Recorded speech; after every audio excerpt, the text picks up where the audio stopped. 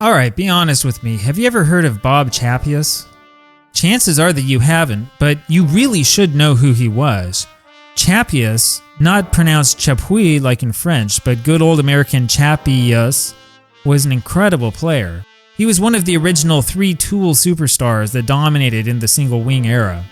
Michigan ran most of its plays out of the single wing in Bob's day, and the single-wing offense was perfect for extremely athletic players like Chappuis. Of course, these are players who could run, pass, kick, and who would play every down on both offense and defense. It was a different time, and it was a time for different men. And we get to play against Bob Chappuis and Michigan in our opening game. Now, you probably know this better than I do. Notre Dame and Michigan did not meet in real life in 1946.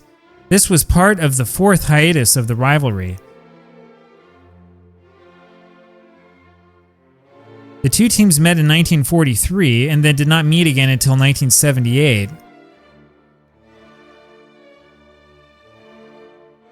That was when Rick Leach led number 5 Michigan past Joe Montana and Notre Dame.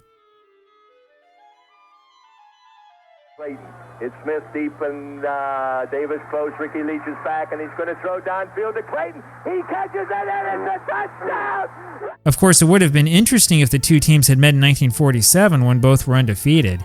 And that was the year that Notre Dame's famous Johnny Lujack won the Heisman Trophy over none other than Bob Chappuis. I guess you could say that there's a little bit of historic bad blood here. And we saw that bad blood early. Michigan came out to a roaring start in this game.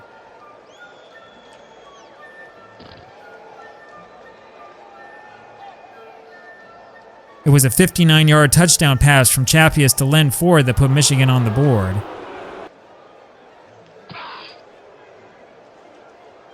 And then they started passing all over us.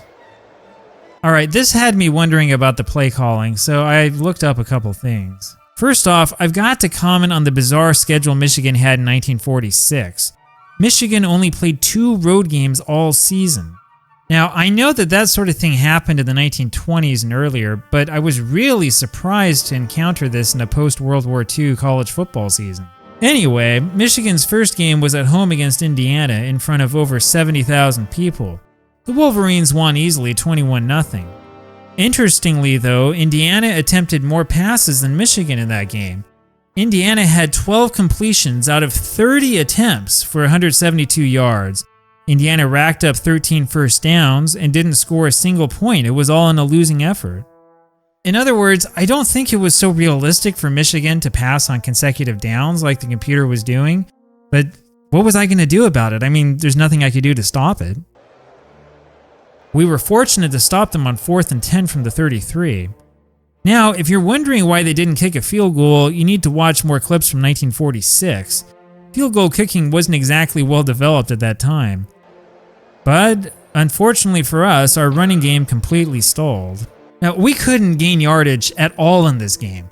We had less than 50 total yards by halftime. We were averaging under a yard a carry. Their defense was just incredible.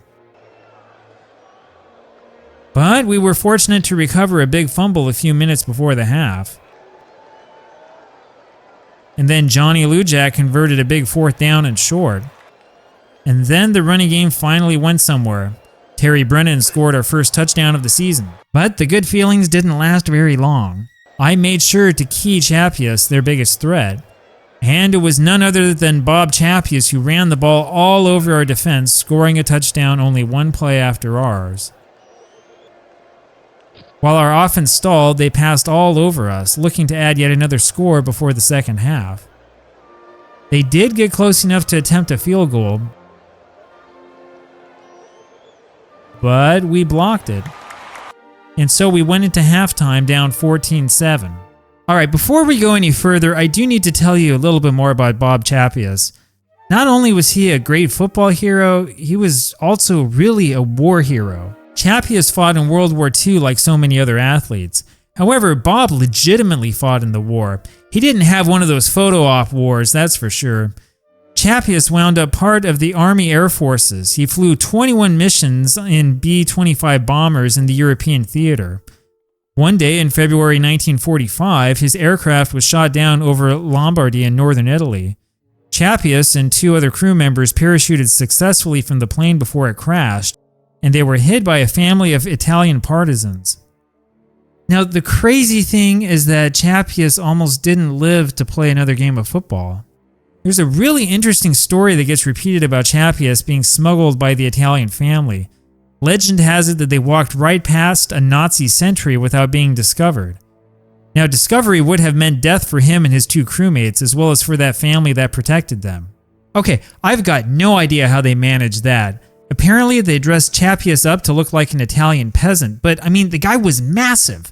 I know that football players in the 1940s weren't quite as big as they are today, but seriously, go back and look at pictures of the guy. I mean, it's clear he was huge, muscular, big.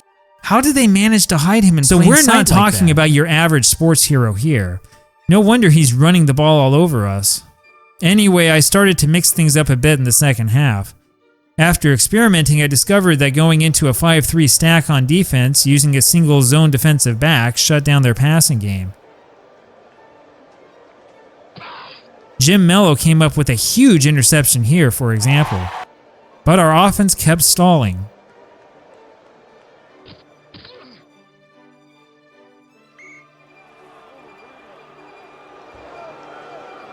I tried everything. I even went back to the single wing. Finally, about halfway through the third quarter, the passing attack started to work. But it's not that simple. We just couldn't score. I discovered all sorts of strange things. Like, did you know you can throw a screen pass to yourself?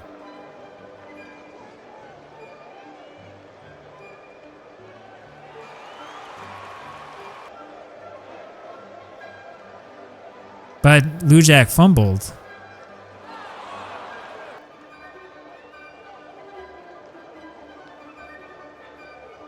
And then Lujack fumbled again. And even the screen to himself didn't work. One thing I never thought I would see happened. Johnny Lujack somehow managed to punt the ball 75 yards. I'm not sure I understand how that was supposed to work. Well, it got down to desperation by the end of this game. Try as we might, we just couldn't score. We were down still 14-7 with time running out in the fourth quarter, and so I decided to use every single trick I could. It was 3rd and 9 from around the 50 when I stuck Lujack in the shotgun T formation, and it worked. Jack Zilli made the big reception for the touchdown. Alright, is that cheating? Well, let me ask you this. Is it cheating for Michigan to pass more than twice as often as they did in real life? Chappuis came back again with only about a minute to go. And then came the big play. Red Sitko, who apparently ran all over the field first, made a huge interception to save the day. Okay, this is where it gets a little bit strange. You know as well as I do that there was absolutely no overtime in college football in 1946. However, I've looked around Action PC football, I've looked on the forums, I've looked up and down. I'm not aware of any setting to turn college overtime rules off. I guess I could turn it into a pro season, but I don't want to do that. And so, well, we went to overtime. Well, I wasn't a huge fan at first, but now that I've played through it, I do think it's more satisfying than a tie game. It took a few plays and some failure, but we managed to score during our possession. That set us up for the most nerve-wracking possession I've ever had in Action PC football. And I mean, this is only the first game of the season.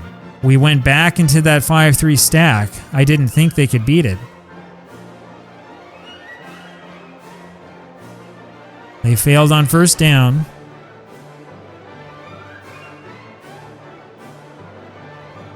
And on second down.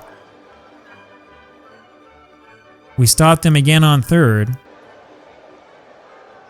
And then on fourth and desperate, we sacked Chappuis for the win. There's really nothing like a come-from-behind victory, especially when you know that you've been outgunned. This was nothing short of miraculous. Okay, the stats here are crazy. They gained 374 yards to our 200, but we managed to win anyway. Chappuis had 272 yards passing, which is nuts for 1946. Bob also rushed for 55 yards in 24 attempts. Compare that to Johnny Lujack, who netted minus 27 yards in 23 rushing attempts. It truly was a game to remember. Now, like I've said, I don't know how realistic any of this is, but honestly, it doesn't really matter. It was fun, it was extremely challenging, and really, those are the things that matter the most. And now I can't wait to play the next one.